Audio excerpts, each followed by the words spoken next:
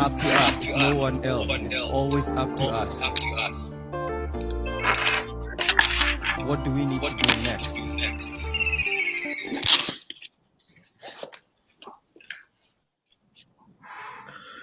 Good evening, ladies and gentlemen. My name is Exponential. Welcome to another exciting episode of AfrolynkExpertLive.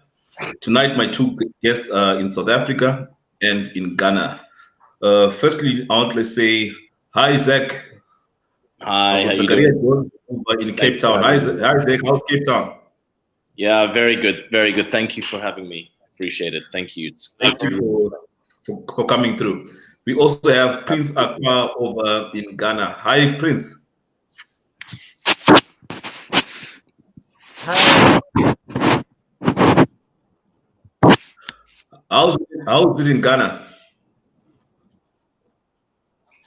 Well, Ghana is good. Yeah, we are all experiencing the pandemic, but so far we are all in the hands of God. So we are coping, even though our cases are rising up, but we are hoping that our government will be able to do the right things to keep the numbers down, or maybe we are hoping to flatten the curves too. So, but we don't know how soon that will be. But that will notwithstanding, everybody is doing well. Okay. Thank you very much. And Prince, I would like to start with you. Just want to say congratulations. I just read up something today that you are now part of the Global Shapers Dodoa Hub, an initiative of the World Economic Forum. So congratulations on that. Congratulations. Yeah, well done. Thank you so much. Thank you. Okay. Yeah, so Prince. Thank you. Please, just to go ahead, to start today our topic is the future is now, and what impact are you making? I'd like just to give a brief about yourself. Who is Prince Akpah?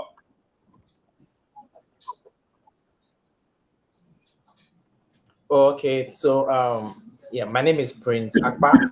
I'm a young entrepreneur here in Ghana. I run a company called Advanced Media, and Advanced Media is a PR and a written firm. So we are into, events. We are into doing a lot of awards and rating initiatives across the continent. Across the continent, we are notably known for our initiatives that get to organize young people. So every year we put up a list of influential young people across 6 countries and also continent-wide. We also do that. In 2014, I also started my other things called the Africa Youth Awards, which is an initiative that we built to be able to inspire a lot of young people across the continent and see how best that we can be able to motivate them and set them up as examples for others across the continent to follow. So far so good. It's been like a wonderful ride, inspiring a lot of people, and getting to learn things, getting to work with a lot of other people through this journey. So far, that's like a bit about me. I'm sure maybe as the conversation goes on, I will be able to share more details about what we've been up to and then what we'll be doing. Yeah, thank you very much for that introduction. Over to you, Zachariah George, a man of many portfolios. Last time we met, it was in Berlin at the AfroLink conference. We never thought that. I don't think none of us thought the world would be where it is right now. But yeah, we thank God that we are able again to speak in such times. And just to our audience, please may you introduce yourself. Who is Zachariah George?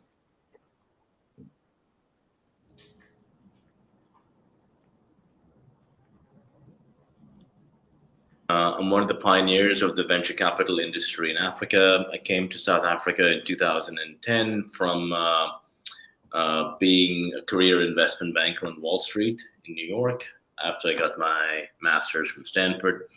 I've helped build several accelerators in Africa for early stage technology startups. The first one being Barclays Tech Lab Africa, which was the first corporate accelerator, and then eventually co-built Startup Bootcamp Africa, which is the first multi-corporate backed accelerator for early stage technology startups. So I'm also a very active angel investor to my firm Cactus Advisors. So between my accelerator and Cactus Advisors, we have a portfolio of almost 50 of the top early stage technology startups in Africa. Some very powerful names like Flutterwave, Impost, Kuda Bank, Yoko in South Africa, etc. So, and I've just launched Africa's first specialist seed VC fund called Launch Africa a couple of months ago, which specializes in investing in early stage African technology startups that are on the track towards a Series A investment, capitalizing on the big valuation discrepancy between seed and Series A. So I'm a huge believer in the power of entrepreneurship to do good, and venture capital is one of the most promising ways to do that. So, thank you for having me. Inspiring. So many questions from just what you've said. I had a lot of people when they saw your biography. It says that you came to South Africa in 2010 for the World Cup. Then you decided to stay. So the question was, so you decided to stay. So can you take us through that? Why did you then decide to stay? Besides Spain winning the World Cup and the Vuvuzela, why else did you decide to stay in South Africa? No, yeah. So I mean, apart from, so Cape Town is a very, very beautiful city. It's it reminds me a lot of San Francisco, the tip of Africa. But I think the real reason why I decided to stay was there is a very nascent technology ecosystem that has some of the smartest developers, designers, UX, UI, marketing, advertising, and digital media experts that choose an entrepreneurial lifestyle over a corporate lifestyle. It's got a lot of similarities to New York and Silicon Valley specifically. And it's one of these ecosystems where multiple stakeholders from universities, from research centers, from the VC industry, from government, all understand how important it is to invest, grow, and scale up technology ventures. And because everyone understands the power of innovation to do good, everyone plays a part in it. And that's, if you look at how Silicon Valley grew in the 1990s, it was because the angel investors, the incubators, the accelerators, the universities, the government departments, all of them figured out that if we all play a part in this, then the whole ecosystem grows. And I saw a big gap in the market in 2010, 11, where there was no venture capital on the continent of Africa. The total amount of VC on the continent of Africa in 2010 and 2011 was about $20 million, the whole continent.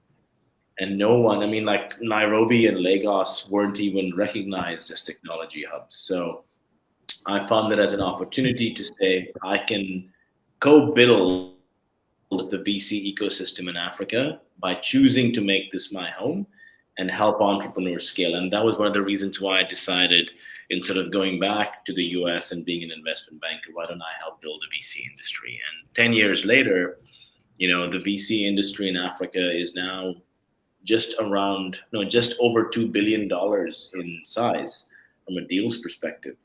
So going from 20 million to 2 billion in 8 years is one of the fastest growing ecosystems in the world for a VC standpoint. So, from a risk return trade-off perspective, there's a lot more that you can do in this industry than in any other industry, and hence why I made this home. And the impact is massive. Thousands and thousands of jobs and improvement in livelihoods when you use technology to do good. So that's a short answer as to why I made this. Thank you very much, Zach. That's quite insightful. That's quite inspiring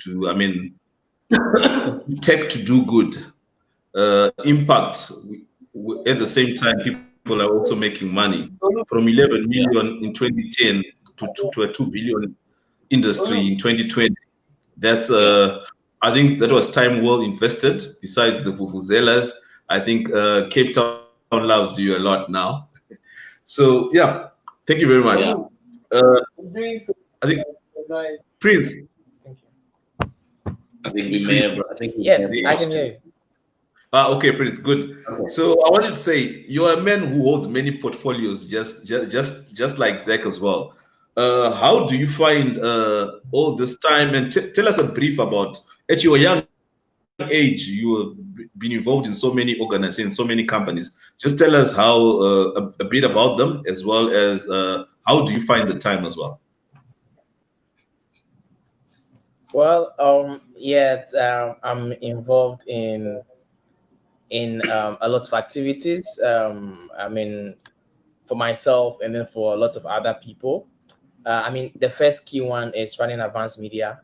In advanced media, what we try to do is we select various industries that we think deserve people deserve to be recognized in, and then we try to put the spotlight on them.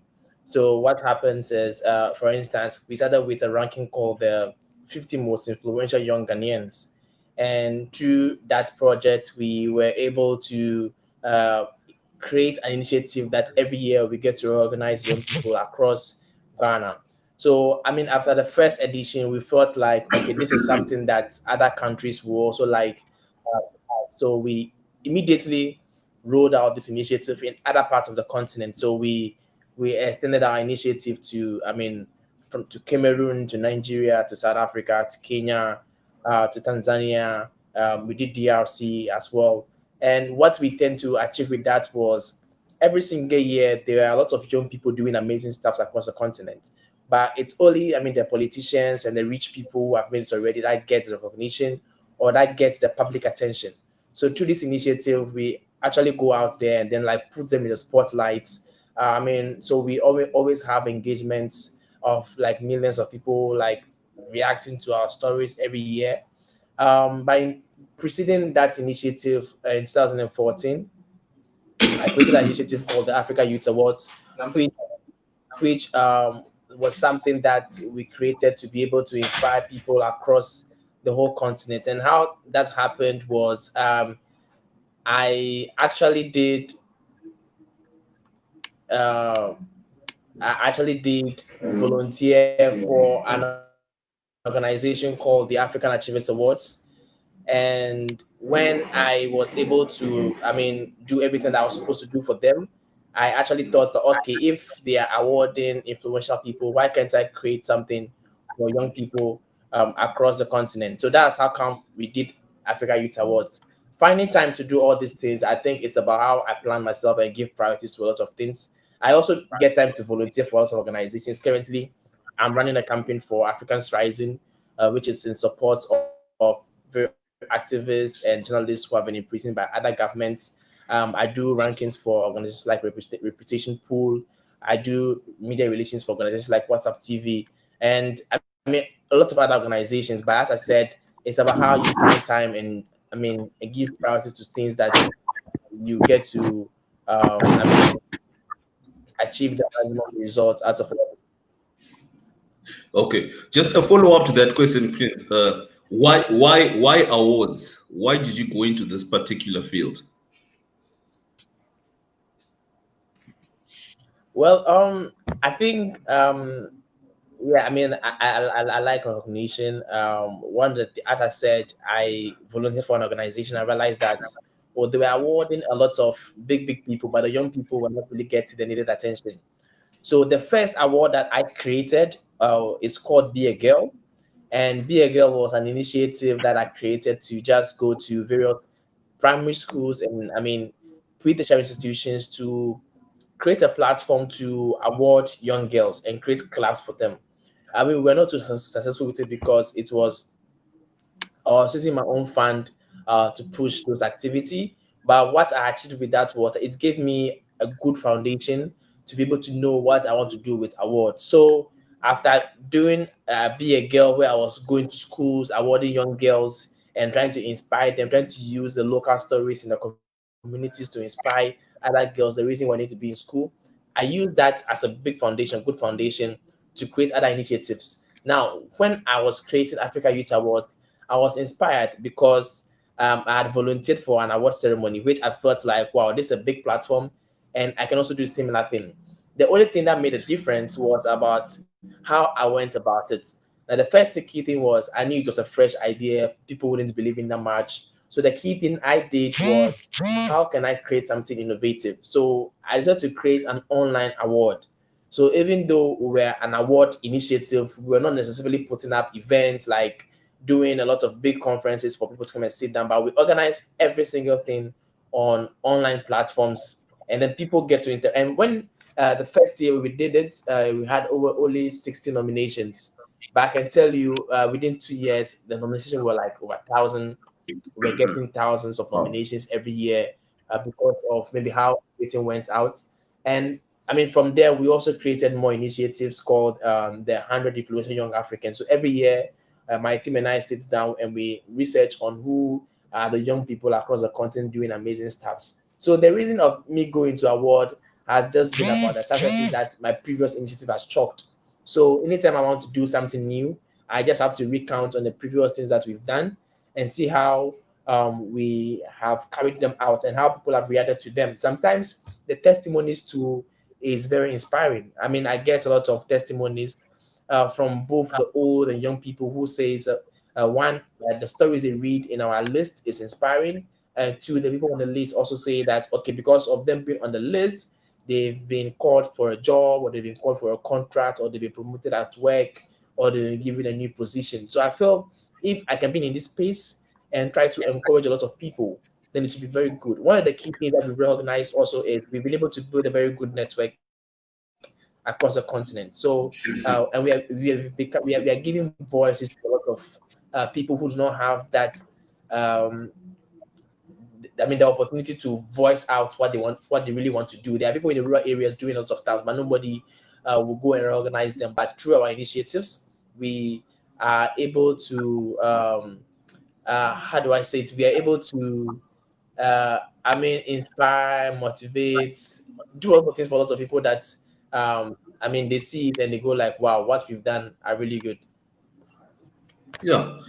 Powerful, Prince. Powerful. Just how old are you? Or I just turned 27. No, it's very important. I want to show the power of what young people are doing. To say at that young age you've done so many. You talk about 2014. In 2014, you're 21 years. You're already doing Africa Youth Awards, that kind of thing. So it's powerful. I think that's what the continent needs. We need more young people like yourself doing things that you're doing like that. Thank you very much. Before I go back to you, Zach, I just want our tradition on the show is that every time we say a shout out to all our viewers. So we just start with Obadamilola says hi from Berlin.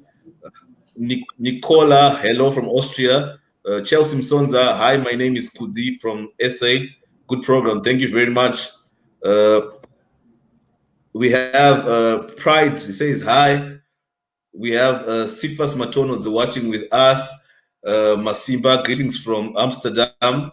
Says, just curious what metrics you use to measure influence. Okay, I think we'll go back to that a bit later on. And then, yeah, I think I missed someone.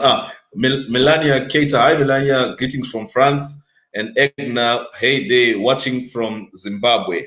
Yeah, so those are people that have just tuned into the program. I mean, the nice thing about the Afro Expert Live is that we are now we have a global viewership from all over the world. So thank you guys for tuning in. Back again to you, Zach. Sure. We talked about the 10-year period from since when you came for the World Cup. I'll keep saying this. Since you came for the World Cup in 2010 and now in 2020, you've talked about it's moved from the 11 million African business into a 2 billion African startup business. So what Yeah. were the key things? What do you think were the key factors into for this transition within a short space of 10 years? Yeah, so lots of factors, Kubirai. I think one of the big ones is the importance that large corporates, which is primarily insurance companies, banks, retailers, and telcos started to play with startups. Until about 6 or 7 years ago, large corporates predominantly viewed startups as being irrelevant or unnecessary, or just they just wouldn't view startups as threatening to their existence. And then about 4 or 5 years ago, you had the sort of birth or the rise of fintechs in Africa, mobile wallets, digital invoicing services, bill payment option, but even things beyond just payments. You went into cybersecurity, the ability to have secured ledgers for transactions, and then you moved into technologies in the healthcare space, like online booking platforms and logistics platforms. And all of a sudden, you had corporate South Africa, corporate Kenya, Ghana, Nigeria saying, we can't ignore these startups because the consumers of our products are millennials and Gen Zs that are completely out of touch with business as usual. So, back during my father's time in the 60s and 70s, you would be used to buying a life insurance product from an old man in a briefcase. Now you use 2 clicks of a button on your smartphone to buy an insurance policy. And then you extend that to every single aspect of our lives: the way we drive, what we eat, the way we dress, the way we holiday. Everything has been influenced by technology. So corporates in Africa realize that if they don't work externally with the founders of technology startups, there's a risk of obsolescence,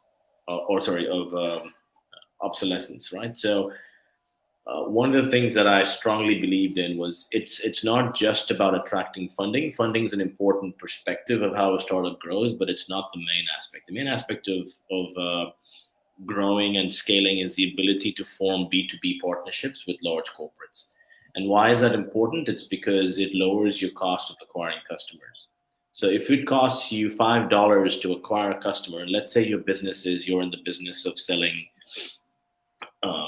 something online, an e-commerce product. Let's say you're selling an insurance policy online, or you're selling, let's say, let's keep it more simple. Let's say you're selling a product to farmers to get better tracking of their crops, right? And an ag tech product. The cost of acquiring customers is very high in Africa because the penetration of mobile and internet is a lot lower than other parts of the world. And the purchasing power of people is also lower. So it's going to be very hard for me to be able to identify who my right customer is and then sell something to them. But on the flip side, in Africa, retailers, banks, telcos, and insurance companies have massive distribution channels. So what you've got to think very early on is, how do I partner with these large corporations to provide innovative, customer-friendly technologies to them that they can then sell to their partners? So it's a win-win for both. So you get distribution and scale, and the corporate gets technology that makes it more innovative. Because for a large telecom like MTN, to provide a new innovative solution to its customers requires a lot of time, money, and resources. Whereas a startup can do that very efficiently because it's a small team. It has less risk of failing than a corporate has.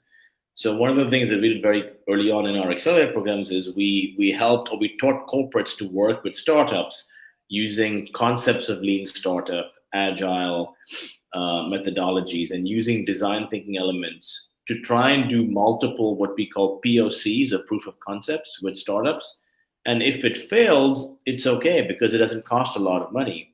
But if it works, you go through multiple phases and stages. So proof of concept to pilot to a beta test to an eventual commercial agreement.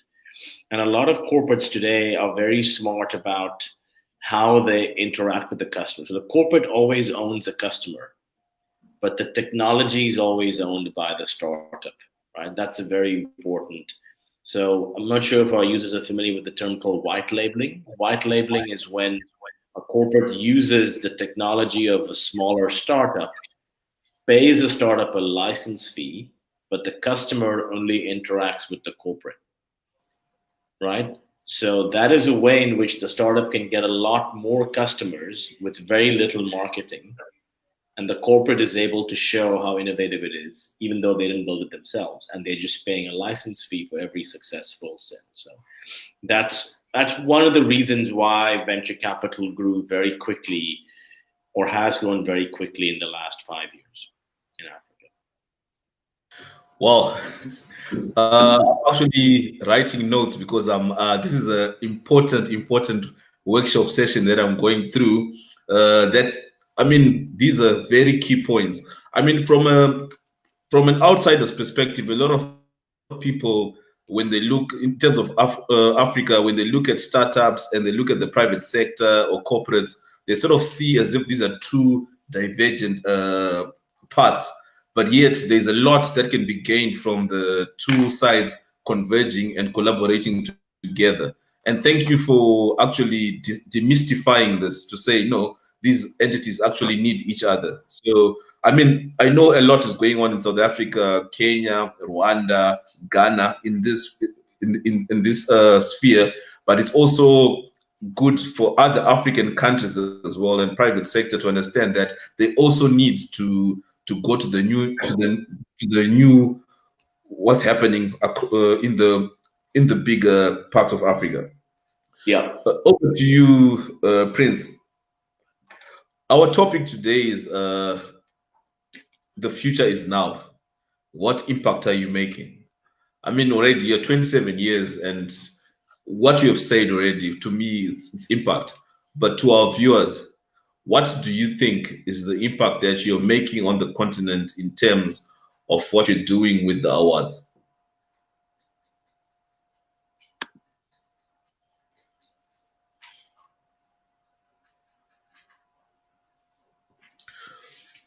Sorry, Prince. We can't. I can't hear you. We cannot hear you. Can you, Yeah, there's something. Oh yeah, we Yeah, can hear him now. we can hear you now. Please go ahead.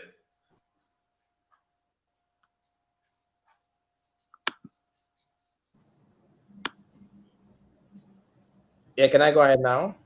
Yes. All right, great. So, I mean, I was talking about how of recent I've had a lot of stories of other young people speak about how I've inspired them. Sometimes I'm shocked because when we started, it was just about passion. We're just passionate about the kind of work that we wanted to do, and we know the result that we wanted to have. So creating awards and inspiring people with it was, I mean, was a goal. But I mean, having people coming to talk to me about it was very great. And another thing too that I've realized recently of people coming to me for mentorship about them also trying to create their own awards activities or want to create their own rankings. So through that, I've been able to help a lot of other young people to put up their own initiatives. Beyond that, I'm now a visiting lecturer to a university here in Ghana. And then every year, I actually go to speak to the final year students and give them a lecture on various things pertaining maybe what I do in terms of PR and how just creating awards activities has helped me to gain a lot of reputation across the continent. I mean, beyond impact, we are also looking at how are people's life story changing and looking at the feedbacks that we get from our award nominees who share about how our award nominations have helped them to get promotions at work or has helped them to get new appointments in anywhere across the continent is something that I'm also very, very proud of. And I think that really shows the impact is about my team. I mean, we started very small with like absolutely with nothing, like no, everything that somebody would tell you to use for you can have a good startup. We had none, like from gadgets to laptop to campus to go to anything. But I mean, today we are known as one of the leading rating organizations on the continent. And that is something that I can attest because of how we interact with other award organizations on the continent and how they also want to maybe sometimes use our services to do a lot of things. Now, I mean, the impact that these things have had on my life is really great. When I meet people and I tell them that I'm very young, and for that matter, I don't even have a university degree, most of the time they are shocked. I mean, they are like, how is that possible that without all these things, you've been able to, I mean, put all these things out? What this things has helped me is I've made it to be self-taught. So I've used this opportunity to learn a lot of things by myself. I mean, nobody will go to school to go and learn about how to do awards. You have to learn it yourself. You have to go through the process of reading about how others are doing it. And that's one thing I've given me, so I've created like a lot of self-taught techniques where I go and understudy a lot of people, and I come back and create things on my own. We've moved our initiative just from Ghana. We are in 6 countries across the continent, and we do continental wide projects. And one of the things that I know for sure is when we started from Ghana, I mean, there was a lot of comments that could have discouraged us. I remember the first time we released our first ranking, which was the 50 influential young Ghanaians. We had a full day on social media of people just bashing us.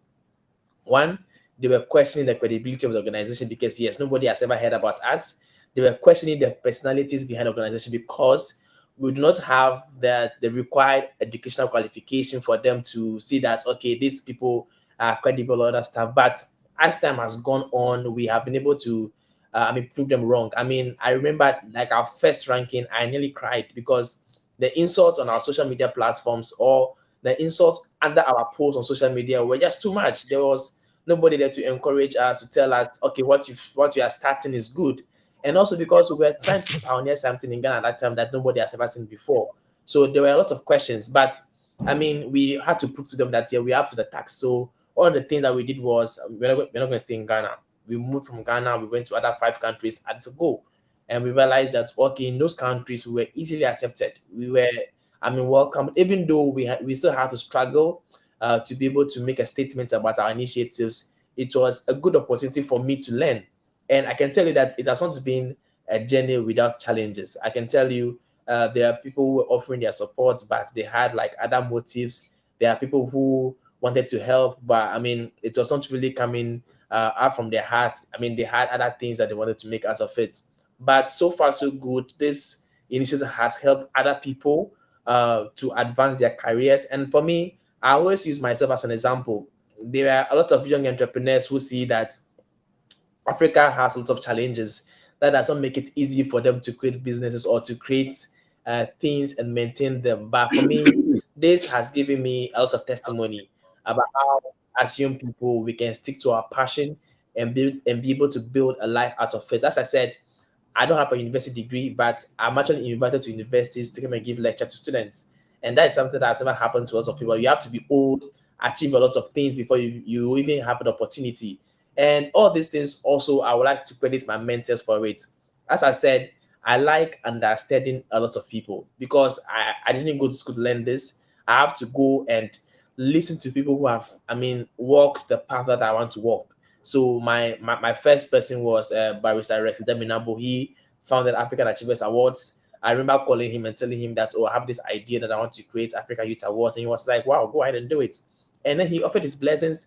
And the thing is, I didn't just leave him to go and do my award. I was still part of his team.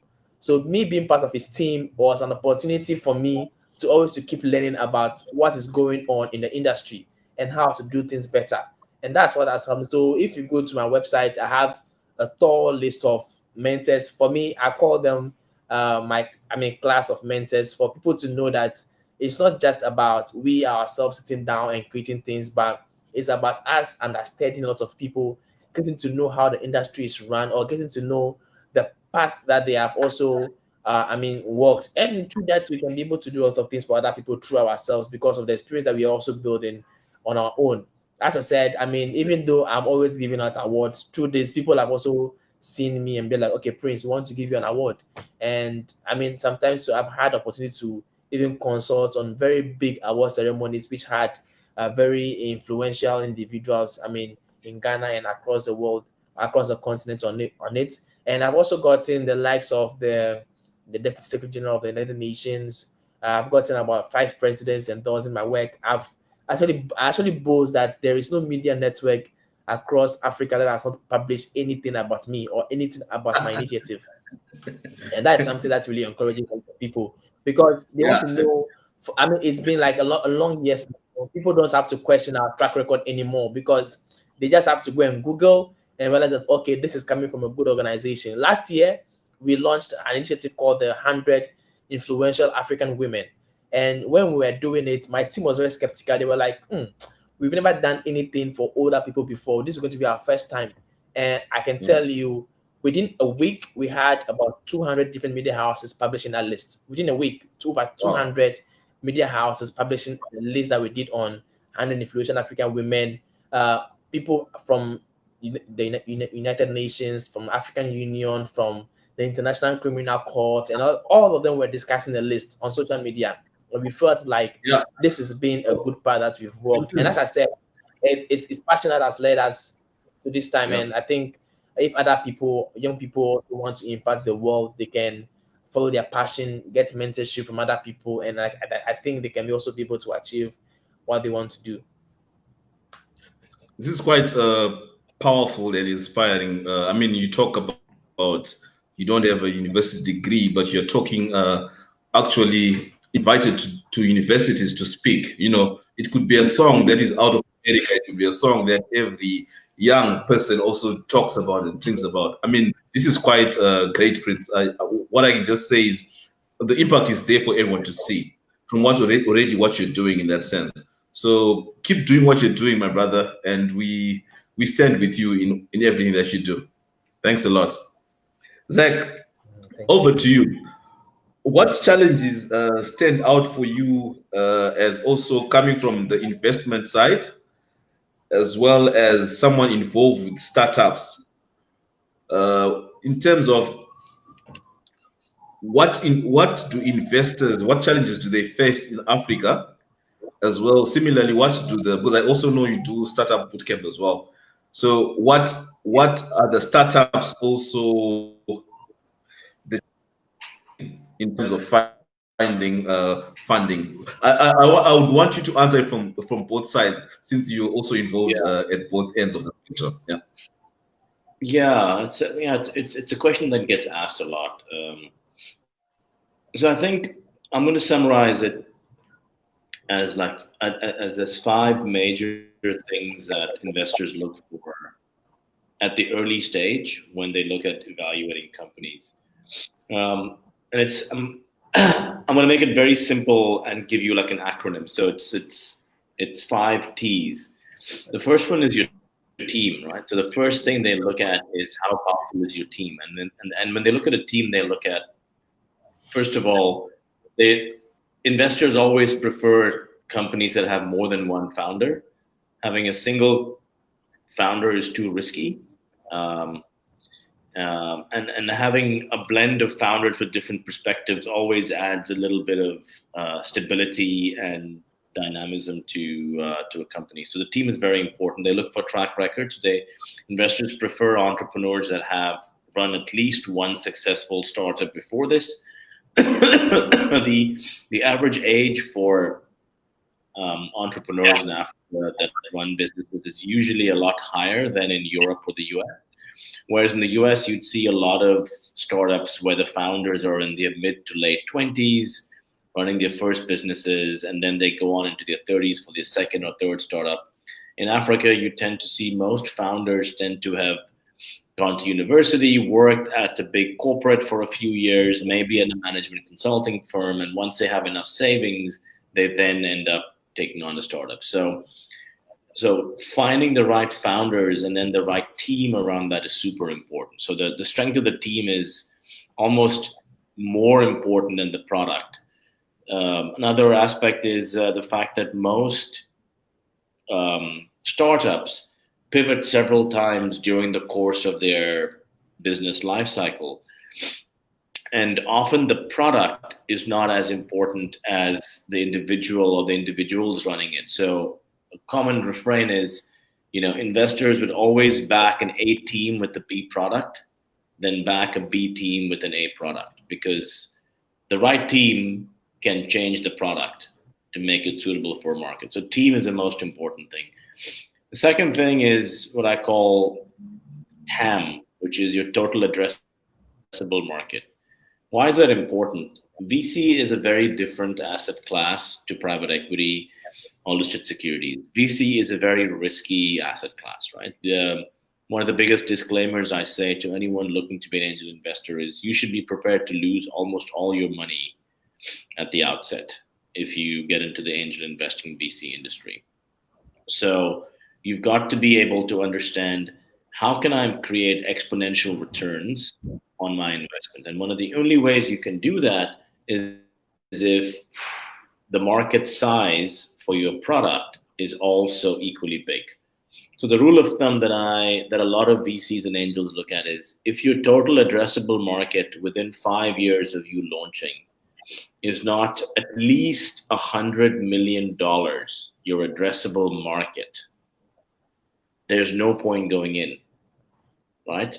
Because you as an entrepreneur will only get a small percentage of that market.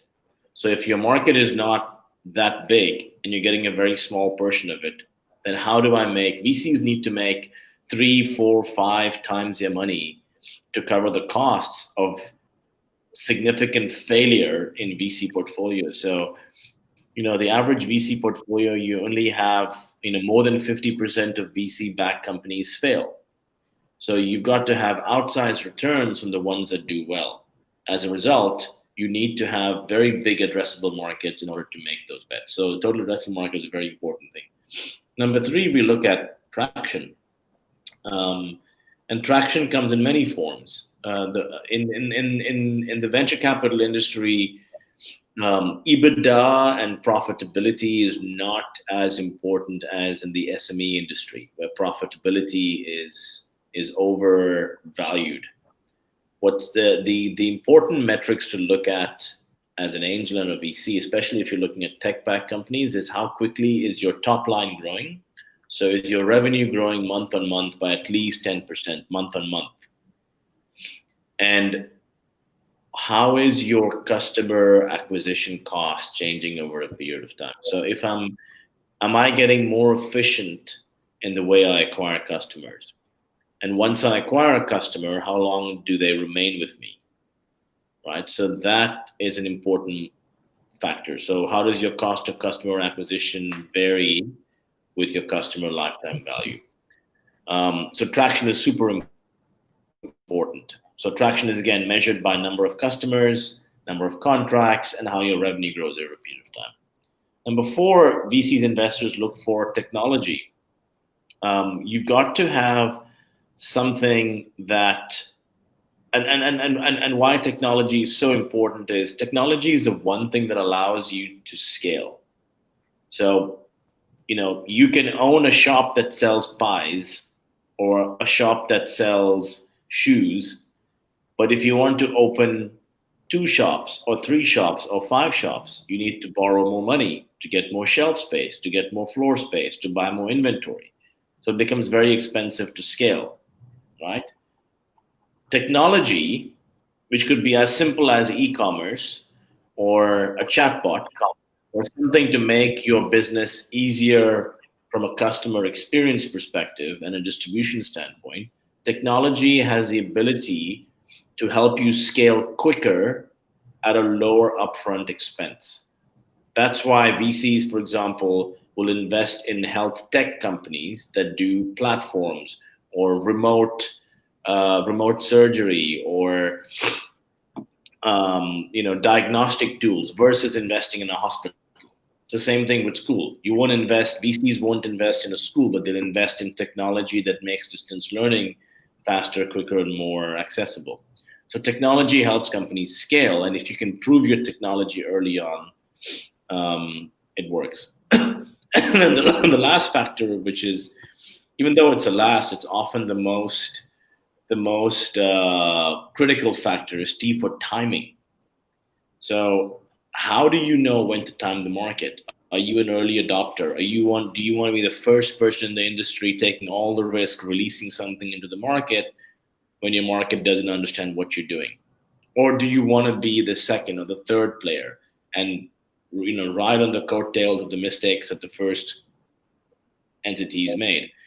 Or do you wait too long and then you're the last adopter, you're the laggard? So it's the timing in the market is super important, right? And the example I often give is, Google was not the world's first search engine. There were several search engines before Google. Mozilla, Firefox, and Chrome were not the world's first browsers, right? The same thing with ride hailing, with online accommodation booking platforms or shop fronts. So timing is extremely important. So if I were to summarize: team, traction, total addressable market, your technology, and your timing. And then the 1/6 sort of wild card factor is transformation, which is every now and again. And I'd recommend a really good book that I would suggest people read. It's called 0 to 1. It's by a chap called Peter Thiel, who's the co-founder of PayPal and the co-founder of Palantir. Together, he co-founded PayPal together with Elon Musk. And he says every now and again you'll come across a business where the business model is so unique that it is so unique that everyone doubts it until it becomes the only option, right? So those are transformational businesses. So Uber was a transformational business because it destroyed the concept of ride hailing and taxi cabs. Airbnb made everyone that owns a property a hotel owner. Twitter allowed for the first time everyone anywhere in the world to be reachable. So I could tell the whole world where I am, what I'm doing, what I feel, and the whole world could see me. So these are transformational businesses. So those are some of the metrics that investors use to evaluate companies. On the other side, what do founders seek out in investors? Founders need to find investors that match what their business. So one part of it is simple accounting. It's matching assets with liabilities. Right? If you're looking to grow your business and you need working capital, you need to finance your assets, you need to finance the purchase of inventory. There's no point going and raising equity funding. I asked this question to students or to startups at business school. What is cheaper, equity or debt? And you'd be amazed how many people tell me, oh, debt is so expensive. It's not true. Equity is the most expensive thing ever, because the moment you give away equity, you're giving away all your upside, right? But at the same time, if you need to finance an asset, why would you give away shareholding for an asset? Where an asset is used, is a concept called, how do you sweat your assets, which means how do you extract value from your assets, right? So if you're financing the purchase of inventory, if you're financing receivables, you need to go and get working capital finance from a bank or from a lending institution. But if you're using equity, you use that to finance things that have a long-term transformative power to your industry, which is technology. So equity can be used to build your technology. It can be used to hire sales reps for marketing. So it's very important as an entrepreneur to know what kind of funding is relevant to what the nature of the use of proceeds are. I can talk about this for hours, but those are some high-level things to keep in mind as an investor and as an entrepreneur. And last but not least, as an entrepreneur, you also have to understand what your exit options are. So people always ask you, what is your 3-year plan? What's your 4-year? What's your 5-year plan? You've got to have an understanding as to, what does this capital in this round get me to? Investing is often like a relay race. It's like a baton. One person passes the baton and the other person takes care of it. Angel investors do not add the same value that Series A and Series B investors do. And Series A and Series B investors don't have the same value that investment bankers do when you want to IPO. So you've got to understand, when you take $1,000 or $100,000 or $1 million from someone, where does that get you to?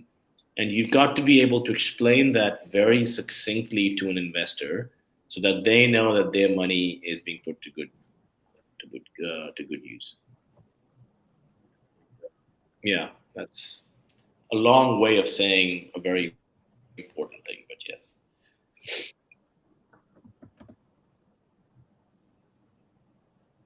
Starting I can't out, hear you. some of this.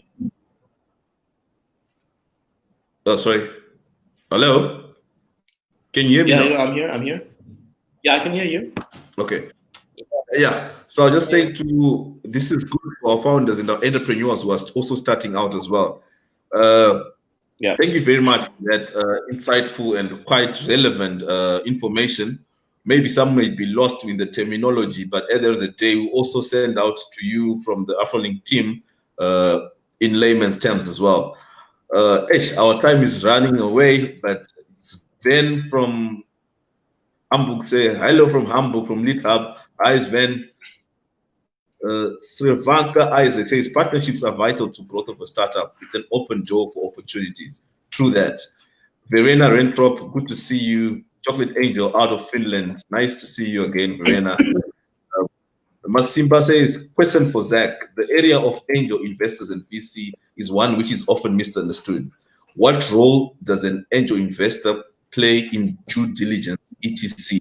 Just before you answer that, Zach, we've got Farai Van de Bogart. Greetings from Skyborne Travel Agency in Belgium. Nice to see you. Tafadwa Chihota, greetings South Africa in the house. Tofara, insightful. Yeah, thank you very much. A lot of South African guys based in South Africa coming out through tonight. Thank you for that. So, did you get the question, or should I repeat as well? Was it to me? Sorry. Yes, it was a question for Zach.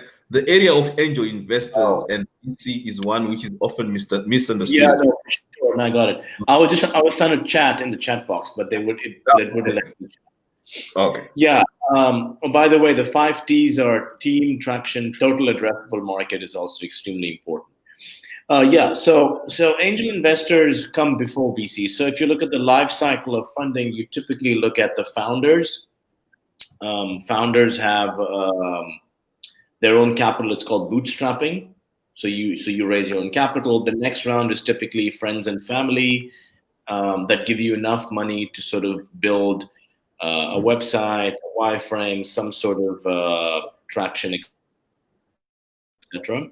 And then typically after that, you have your angel investors. Now, angel investors bring 3 things to a company. One is they bring some capital, but capital is the most important thing. The most important thing that angel investors bring are networks, connections to massive sort of institutions, both corporate and investor networks. And angels bring intellectual property.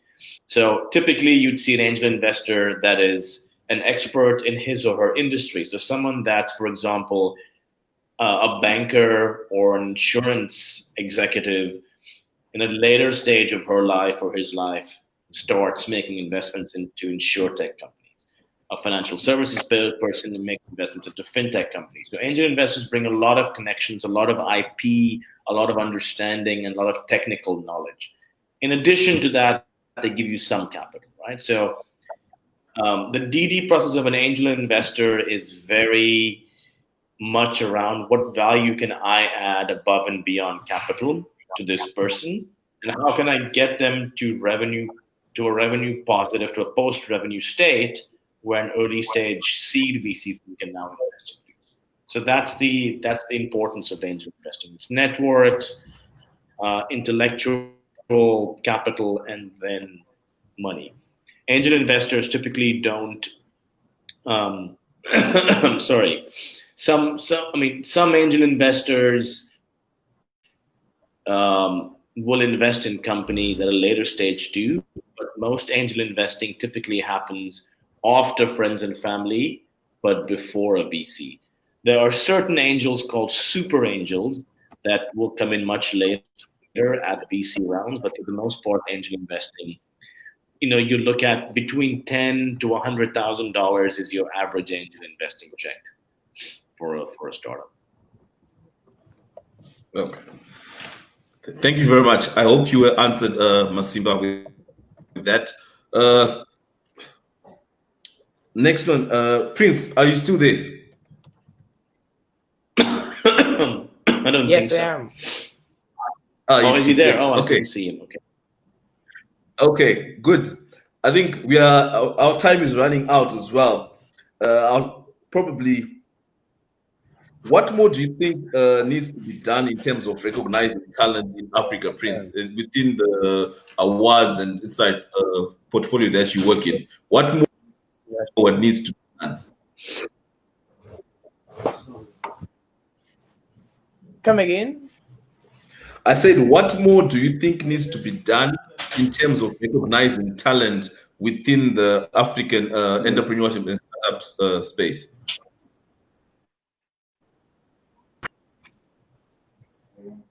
Oh, okay. So, I mean, like, like awards are, I mean, private activities by individuals.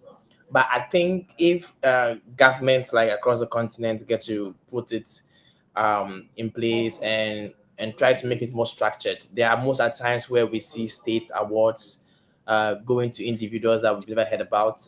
Probably they are just being organized because of their contribution to their party coming to power. I think it would be a good thing for African governments to also look at the sector and see how they can even bring private people, I mean, to join as part of their personal initiatives. There are like, I mean, multiple of awards across the continent, and everything is independent of each person. One of the things that it's lacking that I've noticed is a lot of, I mean, regulation. Uh, Nowadays, anybody can stand up and create an award and try to make it as a business venture, and sometimes the credibility doesn't go down well, and that actually tends to affect a lot of other people's activities. So sometimes when you see an award going into a scandal and everybody gets to relate it to all other awards who are actually even working hard to stay away from scandal, I mean, to the minimum. So I believe, like, as individuals, we should be able to take good initiatives. We should let our government also try and create regulations so that awards season can actually match up to for us to know for sure that yes, everybody is receiving a credible award. I mean, I have received emails every day of fake awards, of people sending me things, of coming to receive a doctorate, coming to receive a free masters and stuff. I think even as individuals, even if somebody comes to us with an award, we should try to do investigation. If But I don't think the investigation depends on how old the award is, because there are some good ones that will definitely have to have a start somewhere. So you should try at least to investigate the motive before you get to accept them. And as time goes on, awards are very important in inspiring yourself, inspiring your team, but never fall into a scandal of an awards initiative. And I want to encourage every young person out there that, I mean, if you are hoping to create an award scheme for yourself, just try to take time, learn a lot of things. There are a lot of awards to understudy nowadays. I mean, you don't have to even work with them. You just have to go and read about maybe what they've done in the past and how they're doing it. And people are even changing the face of award schemes. They are moving it from just award schemes to organizations that are actually impacting lives directly by creating NGOs out of it, in donations and building schools and stuff.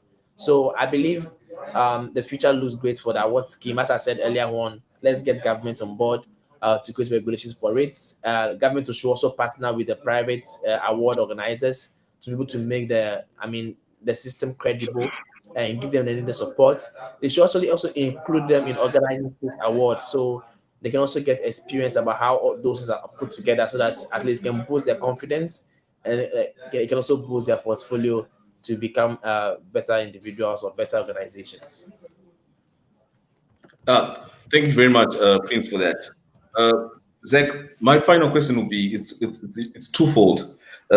What more do you think needs to be done in terms of empowering African startups? And what more do African startups need to do to attract funding? That's number one part of the question. The number two part of the question is post COVID, what do you envisage within the African startup ecosystem? Yeah, I mean, so the first part of your question is, what more should African startups do? Um, yeah, I think so. Listen, African startups have done a tremendous amount of work in the last 2 or 3 years to just tell their stories better. I mean, I think Prince's work with his media company is a testament to that, right? I was just taking a look at a media earlier today, and I think African founders uh, need to be more honest in how they tell stories of how they are solving problems. Because the reality is, when you are when you are building a technology startup or a technology startup, you need to be able to tackle the why you are solving something, and you're not solving a nice to have. You're solving a must have, right? So when you use technology to solve real world problems like food security, water security, housing, communication, agriculture, and you're using technology to do that, telling that story away from the classical rhetoric of poverty alleviation, aid, foundations, dependencies. The moment that story changes, you also attract different types of funding, right? So you've got to be very clear in what your long-term vision is with what you're doing and how it's commercially viable early on. So African founders need to be more confident. They need to be less. You need to learn to be humble but assertive, if that makes sense. Being too egotistical or too arrogant is bad, but being too coy and shy and meek is also not going to help you, right? So you've got to be powerful. If you look at why the U.S. is so, from an entrepreneurial standpoint, one of the hotbeds of innovation is people are bold, they are assertive, they make things happen when no market exists. So you need to see, to have more confidence. Um, and then number two, you've just got to be ability, like I mentioned earlier, the ability to convey your message succinctly and clearly, um, and just be more clear in how you communicate, and always be able to show traction and put your money where your mouth is, right? So when you say I'm going to, try management consultants love the word KPIs, right? Key performance indicators. If you're able to show, nothing in the world is better to an investor than showing traction. So no amount of spreadsheets and projections with very big J curves is going to impress someone. Has to say, this is what I've done. Fund me because I've done this, and my unit economics are good. On your question on COVID, how do you? I mean, there are lots of ways to look at it, and I know we're running out of quick. You've got to understand how to repurpose your assets during COVID. So we all have a certain number of assets, physical and intangible assets, and you've got to be able to cut costs without destroying people's lives. So, all employees in a company need to understand that if I'm working for a startup, I need to be able to lower my overall costs, take away unnecessary expenses. So unfortunately, that's going to live in a world where there aren't that many office spaces. You're not going to be doing a lot of commuting. Things are going to move online and virtual from an education, healthcare perspective, etc. You also have to look at different models of incentivization, right? So you've got to be able to say, okay, if I take a pay cut to keep my company alive, am I incentivized with equity? So there are different sort of ways in which you can look at incentivizing your employees if you're a startup founder in order to keep the company afloat. And then last but not least, the reality is a situation like COVID is a black swan event. It happens rarely, but when it happens, it really destroys a lot of people. And eventually, it's the survival of the fittest. So the people that do survive when the economy gets better and can stay alive from a business perspective will get a disproportionately higher amount of funding. So VC funds still have huge amounts of capital that they need to deploy. It hasn't just gone away, right? So that capital is now being deployed to a fewer number of startups. So you're going to have, so ironically, you'll see an increase in the amount of funding, even though it's COVID, but that funding is going to a fewer number of companies. So that's what's likely going to happen in the next few months. Okay. Okay. Yeah. Thank you very much, Zach. This is quite insightful. And to our viewers out there, please note that Zach was also a keynote speaker at our conference last year. He's also a mentor of the AfroLink mentorship program as well. I saw a question about how do they get in touch with you. I'm sure the AfroLink team behind the scenes will also send in the appropriate contact details as well. On that note, I would also like to thank Prince for joining us today from Ghana. And as AfroLink would like to say, we're now starting the countdown towards our AfroLink conference, which is dubbed The Future is Now, as you saw on the earlier video.